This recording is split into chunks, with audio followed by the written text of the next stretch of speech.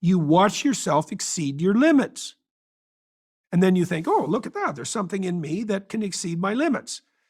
That's your true self. That's a good way of thinking about it. And in doing so, you actually realize that limits exist and that you imposed one on yourself in the first place. Well, that's one of the things you can realize, certainly, that also you don't exactly know where the limits are. It's like, oh, I exceeded that. It's like, okay, well, now what?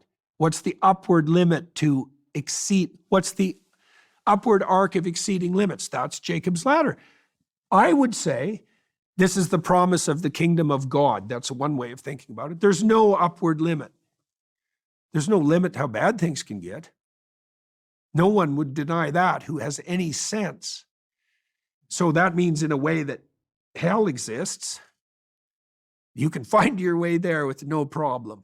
In terms of energy, there are so many reasons why I'm a big Matcha fan, if you don't already know by now. And so much so that I actually invested in the UK's leading matcha company called Perfect Ted. And one of my favorite Perfect Ted products is these delicious matcha pouches that come in every flavor, from salted caramel to peach flavor to mint flavor to berry flavor.